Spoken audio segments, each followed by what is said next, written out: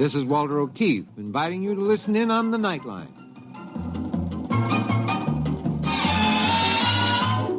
Tonight, live the incredible life of ages yet to come, in a time that might be 1,000,000 years from now, on X-1.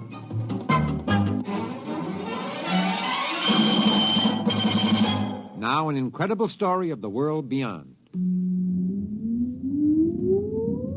Countdown for blast-off. X-5, 4, 3, 2, X-1, fire.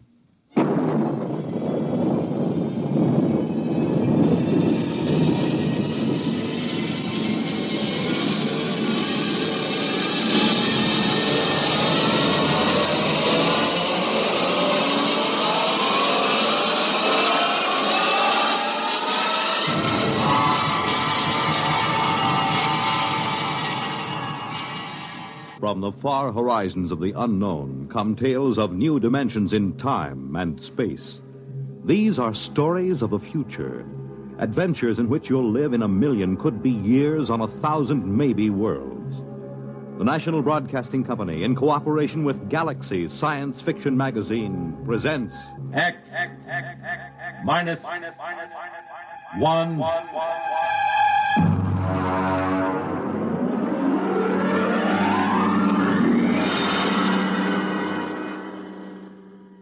Tonight, The Haunted Corpse by Frederick Pohl. But first, hear this. Whenever you want things to be just right, be it here or there or day or night, you make it Pabst, 'cause Pabst makes it perfect. Yes, Pabst makes it perfect. Just as we always have ever since 1844. So next time, you make it Pabst, because Pabst makes it perfect. America's Blue Ribbon beer from the Pabst Brewing Company, Milwaukee, Wisconsin. Yes, Pabst makes it perfect.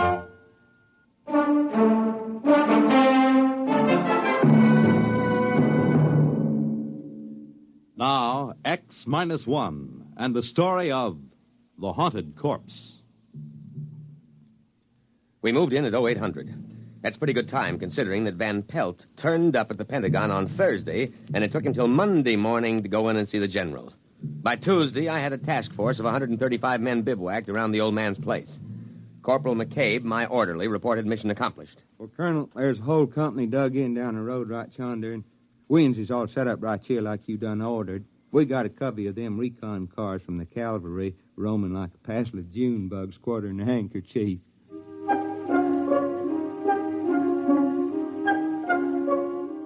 McCabe isn't very bright, but he's loyal.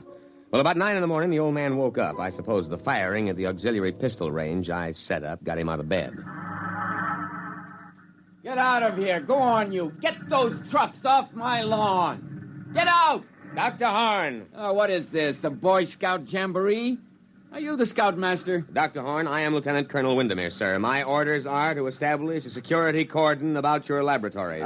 What? Here you are, sir, my copy of your orders. What the devil is this nonsense? You will see they are signed by General Follinsby himself. I know. That sniveling rat Van Pelt. He went to the army, is that it? That mountainous, ungrateful tub of rancid lard went crawling into Washington and ratted to some tin soldier. Sir, General Follinsby is not a tin soldier. Is that it? Did Dick Van Pelt come to you with some cock and bull story? The chicken-livered, worm-eaten, misbegotten offspring of a... Dr. Horn, the general asked me to give you his personal assurance that we will not interfere in your work here. But I'm sure you understand the importance of security. Now, you listen to me. The Horn effect is my personal property, not the government's or the Army's. What is this, creeping socialism? Sir, security.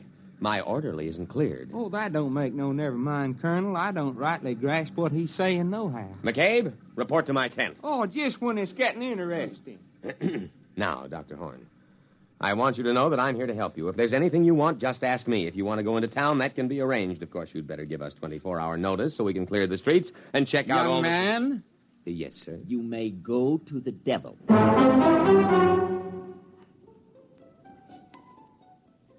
Of course, he went in to call the Pentagon and protest. He had a lot of spirit for an old civilian of about 75.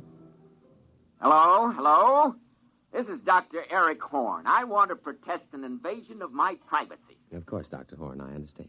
There's an officious young Cub Scout out at my place making a pest of himself. A lieutenant something. Lieutenant Colonel Windermere. But I called Washington. Yes, sir, but our intercept monitor put the call through to me. We'll take care of any outside calls you wish to make. Of all the insufferable...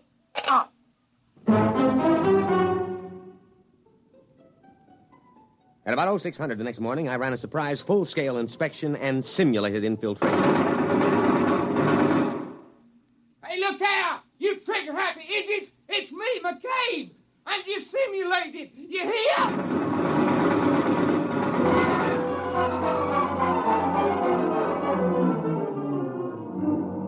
Fortunately, he was only grazed.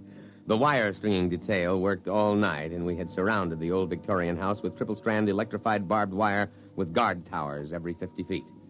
At 1400, I paid a call on Dr. Horn. What are you doing here? Good afternoon, Dr. Horn. I came in for your report. My what? Your daily progress report. It's in my orders. Paragraph 8. Just carry on, sir. Corporal McCabe will take your words down. Oh, his clearance came through last night. You have a method for electronically killing a man without touching him. Killing, Lieutenant? Will you tell me what in the sweet name of heaven did I say that gave you that particularly stupid notion? But I understand. You think this is a weapon. Of course, sir. Of course. My machine renders humans into corpses. A chipped flint will also do that. Look, you simpleton, don't you realize what my machine can do? It can separate that something which, added to a body, produces a man. A subtracted leaves a corpse. I can separate the two things without destroying them. You understand that I can take the ghost of life out of a body and keep it unharmed. Try to understand that, you pig-headed, mule-eared, rabbit-faced...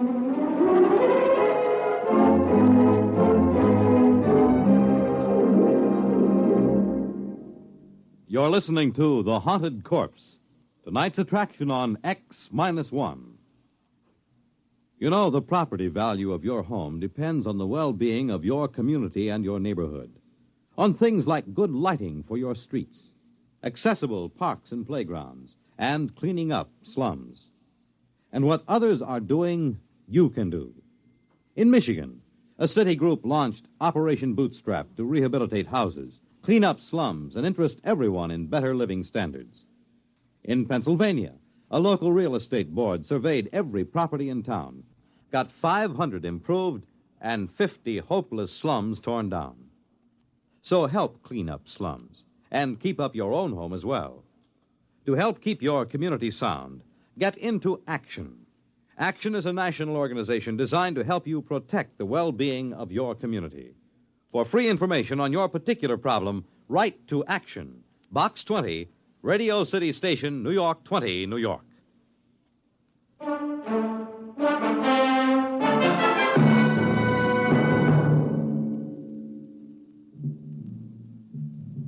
Now, back to X-1 and The Haunted Corpse. I terminated the interview and went back to headquarters to prepare my situation analysis. Van Pelt, all 300 pounds of him, was waiting for me. He was eating a can of sea ration with a knife. He's perfectly sane, Colonel, but he's dangerous. Very dangerous. You've got to protect me, absolutely. Van Pelt, I want the straight dope on Horn. Now, what is this ghost business? Oh, that.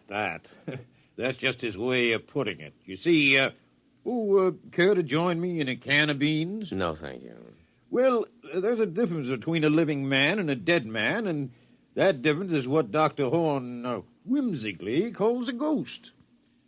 Call it life plus intelligence plus soul, if there is such a word in your lexicon, Colonel. You mean his machine conjures up ghosts? No, Colonel. Dr. Horn is an impossible old vulture, but he's not a faker. Horn can drain the essence of life from a body and store it, or if he wishes, he can replace them in another body. Would you mind handing me the can opener? This looks interesting. Macaroni and beef. Supper ration.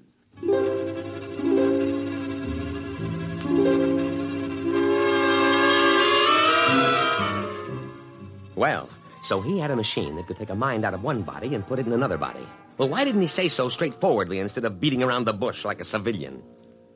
Of course, he was a civilian, which might explain it. Next morning, I went to the laboratory with Corporal McCabe and insisted on a demonstration. All right, this way, gentlemen. Please, Corporal McCabe is an enlisted man. At this pole, we have a Cocker Spaniel. And over here, a Rhode Island Red. That's a right perky-looking chicken, Doc. If you will kindly stay clear of the terminal areas, I will activate the field. What's happening? The field is vibrating at the cycloid rate set on the crystals. All right, it's ready for discharge. Now.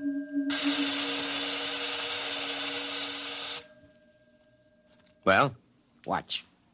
Here, Rover. Here, boy. Here, boy. Hey, that ain't no hound. That's the chicken. I know. Here, Rover. Well, I'll be pickled for an eel. That little old chicken is trying to wag its tail. And over here. Here, chick, chick, chick, chick, chick, chick, chickie. Here, chick, chick, chick, chick, chick, chick. Well, doggone. I never did see the like of that.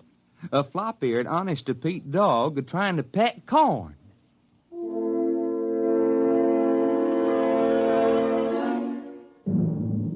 I had a private conference with the old man later. Under Section K of my security regulations, I moved on my own initiative. Well, Lieutenant? Lieutenant Colonel, there is a slight difference. Well? Now, can you do this with people? Indeed I can. But the silly laws covering these things, they won't let me. I've tried. Imagine a simple exchange. A man dying of terminal cancer and a feeble-minded youth. Put the sound mind into the sound body and let the decayed parts rot together. But will they let me? No, no. You've never tried the machine on people? No. But you're here, a military man, Very brave. All I need is a volunteer. That coward Van Pelt refused. That's why he sneaked off to you. But a brave soldier like you... Negative, sir. Negative. But, Lieutenant... Negative, sir. And besides, I am not a lieutenant. I'm a field-grade officer. I don't believe you appreciate the investment the service has made in my training. However, if you need volunteers, the Army has a way of obtaining volunteers, sir. We'll see what we can do.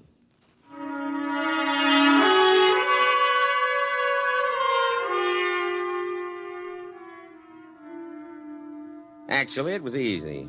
First, there was a boy from Maine awaiting court-martial on an AWOL charge. Second, he volunteered when I pointed out he could get up to a year at hard labor. And then McCabe. Oh, no, Colonel, sir. I ain't a volunteering type. Well, McCabe, I have been asked to recommend a non-com for infantry assignment in the Aleutian Islands. Infantry? Yes. Advance, rifle, platoon, scout. The Aleutians? In the winter. Colonel, sir, I begs to report you have found a volunteer, namely I.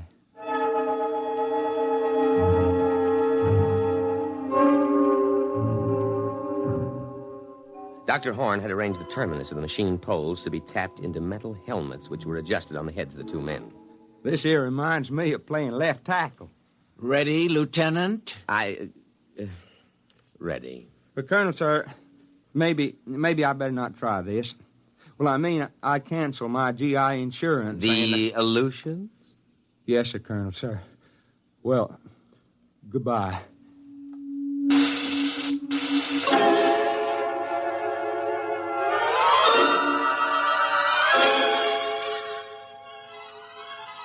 The test was an anticlimax. It worked. McCabe, that is, McCabe's body, reported himself as Private Ethan Coffin in a broad down-east dialect. I had Horn switch them back, and then I went back to my tent and put through a call. Crash priority. General Fallins be on a scrambler circuit, Colonel, sir. All right. Now leave, McCabe. This is top secret. They don't never tell me nothing. I swear it's worse than grade school. Now, General... Colonel!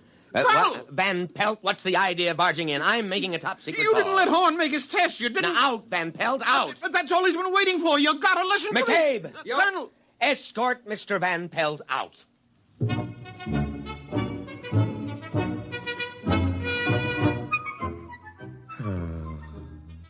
I was floating on a cloud of pure joy. I could see my eagles within my grasp. Maybe even a full star. I told the general my plan. Are you still there, sir?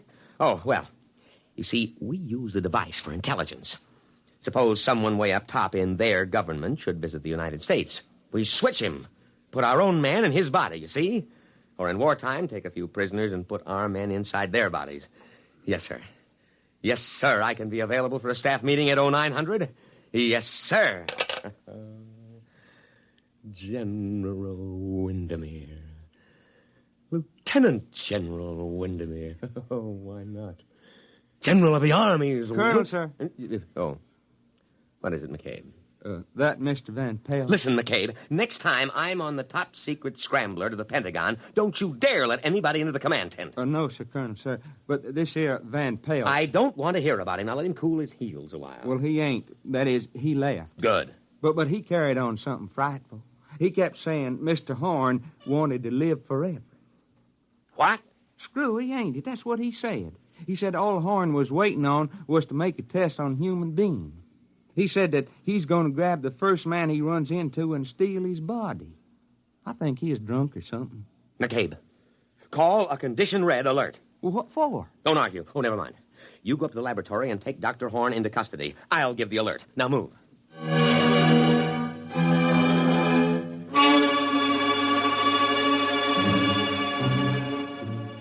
I could see it all immediately. I grabbed my sidearm and buckled it on. And I threw the switch that signaled a red alert throughout the unit. Just what you'd expect from a selfish civilian like Horn. He'd take an invention like this and use it to steal other people's bodies to prolong his own nearly senile existence in a younger body. And if that happened, there goes my General Star. Because he'd surely smash the machine and we'd never be able to trace him or switch him back, and we wouldn't know which body he stole. I was held up at the inner perimeter for 5 precious minutes while some idiot insisted on a password. I just happened to forget it, although I had issued it in the morning. Luckily, while I was swearing at him, I accidentally hit the right combination and let me through. Van Pelt had gone into the laboratory. I knew that. Probably to try to stop the old man. But the effect would be to supply him with a body. He'd have to swap immediately. He couldn't take the chance of a heart attack. I ran into the laboratory, my sidearm drawn. Horn! Dr. Horn! Tripped over a human body. Still warm. Dr. Horn. His cast-off cocoon. Abandoned. And then in front of me, I saw him. Van Pelt. Too late! Too late! Now, wait. Listen. Oh, McCabe, what happened to you? He slugged you, did he? Too late! Now, wait. Don't smash the machine. Van Pelt, I know it's really you, Dr. Horn, and Van Pelt's body. Now put down that gun. I'll smash it! Smash it! Stop. Don't wreck the machine. Listen, Dr. Horn, I'll help you. I'll see you get a good, healthy body as long as you want it. Dr. Horn, think of the safety of our country. Think of security. No, I'm not Doctor... Who shot that? McCabe, put that pistol away, you fool! Oh, Horn. Dr. Horn, speak to me. Now, I know it's you in Van Pelt's body. Now speak to me, Dr. Horn. Oh, he's dead. McCabe, you simple-minded... Why did you kill him? Oh, everything is gone. My General Star, everything. All right, McCabe, report to your quarters. You'll get a court-martial that'll make your hair curl.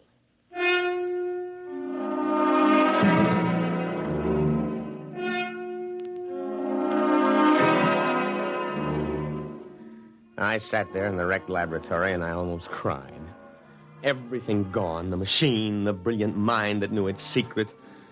I looked at the corpse of Van Pelt that held the mind of Dr. Horn before that idiot McCabe had put a bullet through the brain and killed both. I could almost feel cheerful as I thought of the court-martial to come. It was at that moment that Sergeant O'Hare came in to tell me that McCabe wanted me on the telephone. I picked it up and waited to hear the miserable rat crawl and plead for mercy. Colonel, sir, this here's Corporal McCabe. McCabe, there is no use pleading for mercy.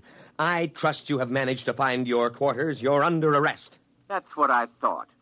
I don't think I'll stay for the court-martial, Lieutenant. They bore me. McCabe, but the voice.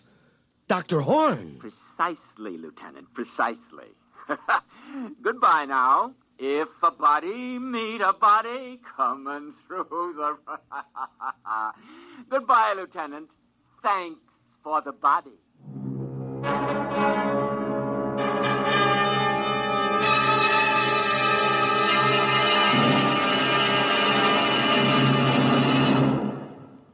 Fred Collins again, and I'll have another word about X-1 in a moment.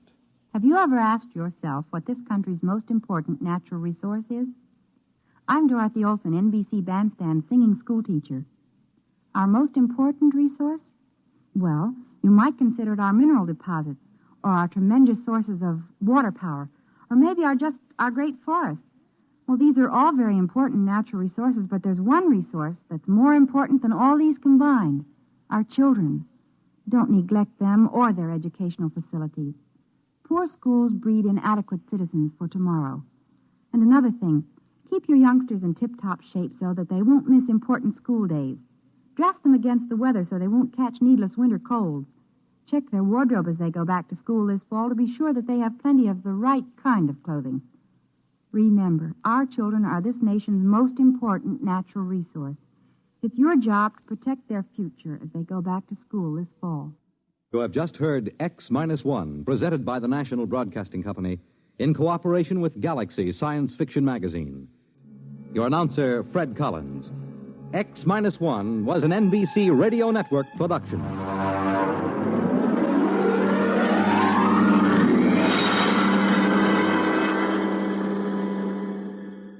There's excitement in the air at night, and Nightline brings it to you.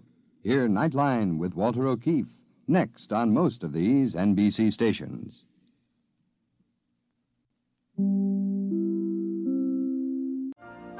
You've been listening to the OTR Gold Network.